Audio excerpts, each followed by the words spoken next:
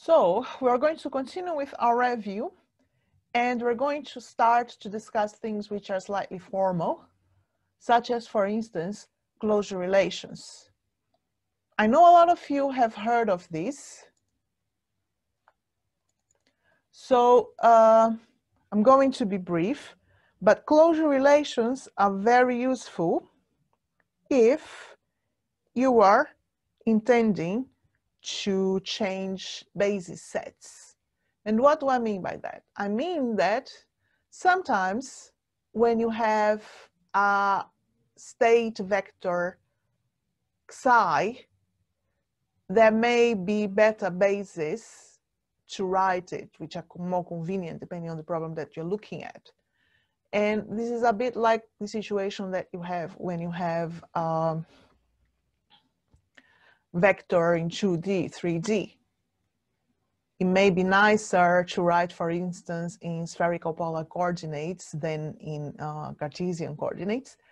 And we need to have resources to make basis transformations in the Hilbert space, which is a generalized inner product space, or the state space in which our cats exist, these objects that are defined as vectors.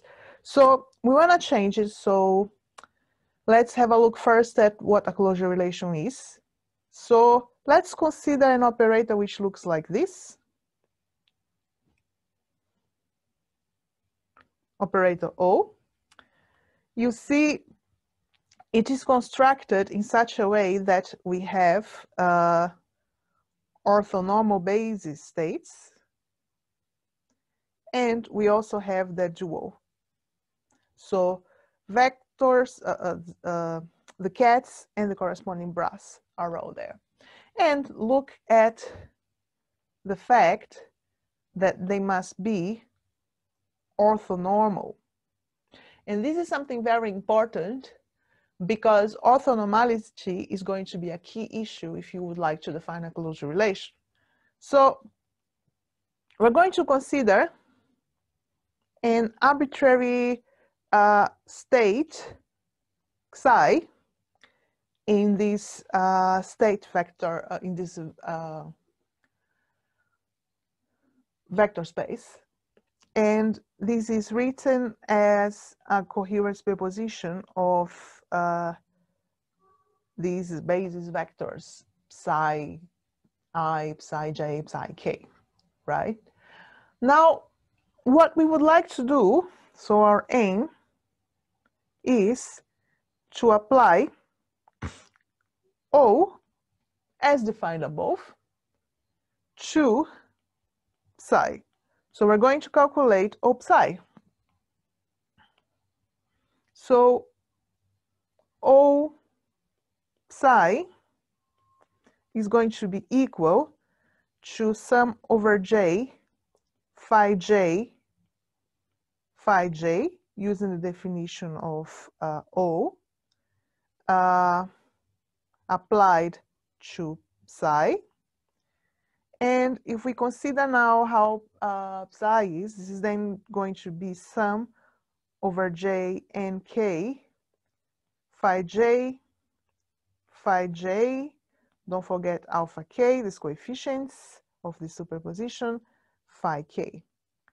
Note now also the following, that we said these vectors are orthonormal. So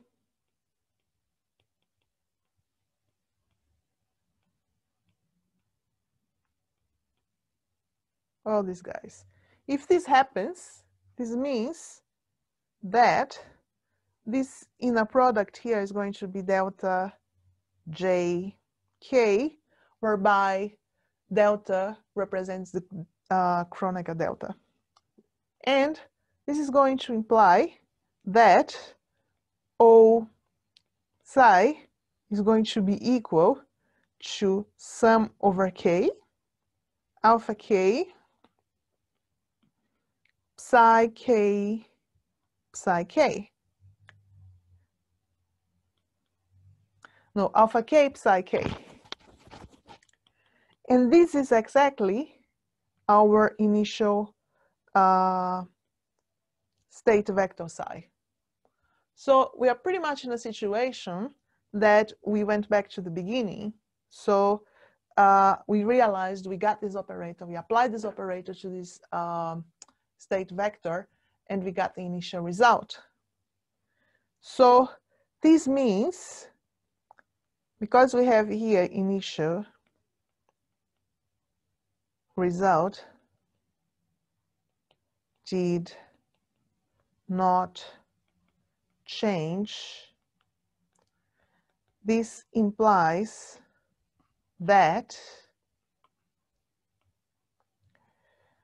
O, which is equal to J phi J phi J, is going to be the identity operator.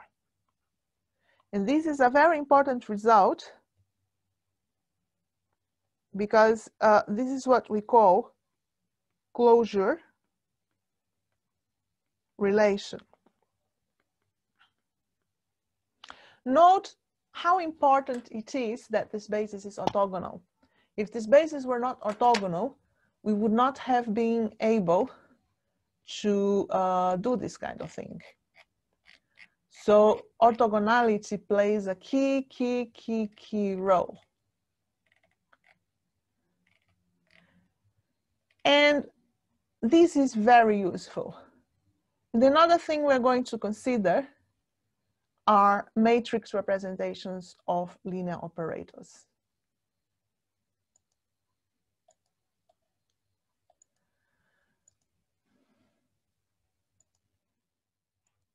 So a very good application of closure relations is the matrix representation of linear operators, and that's what we're going to discuss right now.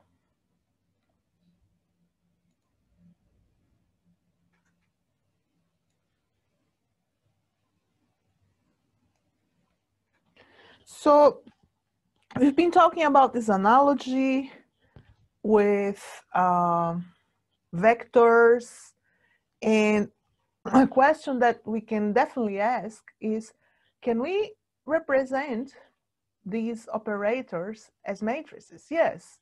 So we're going to do the following. We're going to go about it, and we are going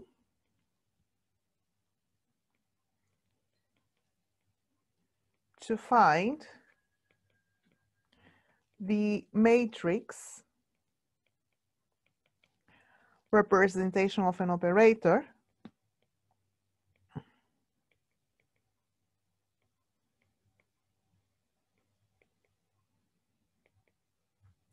by using closure relations.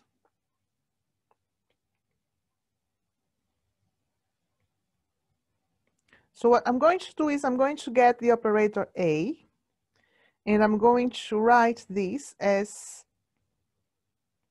identity operator A, identity operator, to the left and to the right. And I can do this. And my next step is going to insert closure relations to the left and to the right. So this is going to look psi j, phi j, A, phi k, phi k. So basically I use the fact that I can write this guy as j, phi j, phi j, and the same for this guy here on the right with regard to k. And we know here that this matrix element here is a scalar, which is ajk. So things are already starting to take shape. And if we restructure this, we can say that A is going to be equal to the sum of jk phi j A phi k And then here we have these two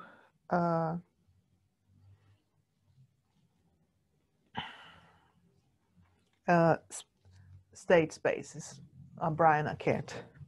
So this is going to be a JK. So this is pretty much how we would represent it in terms of a matrix.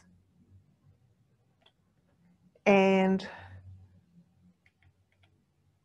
we can also transform, say, supposing you have a vector representation A of a state psi, you can also transform it by matrix multiplication through A.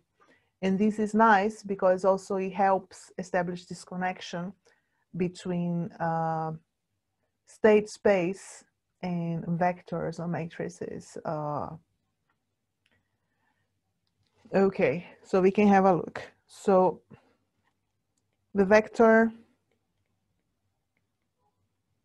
representation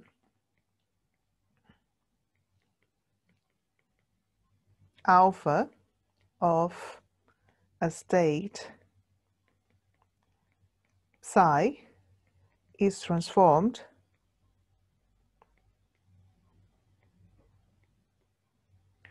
by matrix multiplication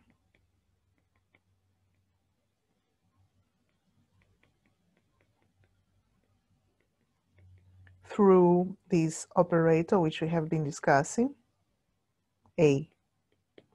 So let's have a look. To start, we are going to consider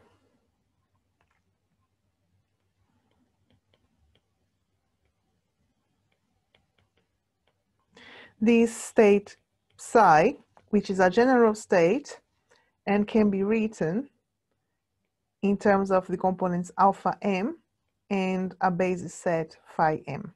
So here, what we're doing is we are considering the fact that we can use a basis set to express any cat in the Hilbert space. This means also that if I apply the operator A, I'm going to say that A psi can be written using the expression we had for the operator as a matrix. This is going to be JK, AJK, psi J, psi K, and we have psi here. So here what we have done is we used the matrix representation of the operator. And once this has been done, we can also say that using now this decomposition of psi, we can write that A psi is going to be equal to sum over JK, AJK, phi J, phi K, and here we have alpha m, phi m. So we expressed here, we expressed psi in terms of this basis, which is what we want because we want a vector representation alpha. Now, let's rearrange things, and this is going to give you then JKM, so triple sum, AJK, which is this matrix element. Now we have here alpha m, so we are going to have alpha m, phi j, and then we have the inner product of phi k bra with phi m cat, which, because these bases are orthonormal, these are going to give us delta km. So we can say that this expression is Jm, sum over Jm, Ajm, alpha m, phi j. Now, if we look at it closely, we can also state that this guy, alpha sum of over m, alpha jm, alpha m, is a certain beta j. So we can also say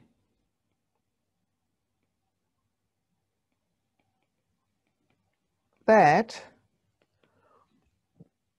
beta j is sum over m, ajm, alpha m, which means that A applied to psi can be written as beta j phi j. Why am I looking like that? Because I mean, I know the rules of matrix multiplication, so I am writing this in a way that here, if you look at these coefficients and if you look at this, you see that if you multiply two matrices, so if you consider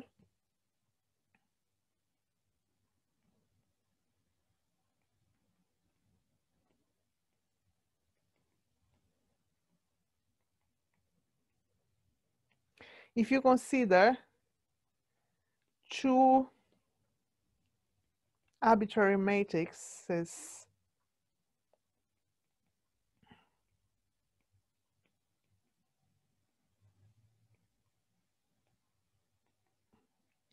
A and B, we know that AB JK, so this element JK of this product of these matrices is the sum over M AJM BMK. So let me make it a bit nicer here, this M. This is correct, right? So if you compare this with this expression here, this is giving you a component of a vector beta. So we can say that beta is going to be A alpha, where A is the operator which is written in its matrix form. So this vector representation of a psi is given by this beta.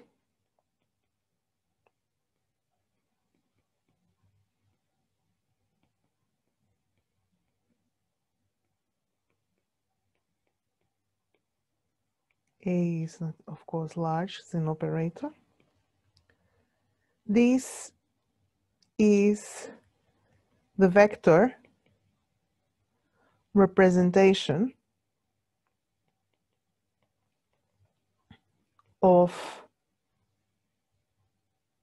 psi, and this is the matrix representation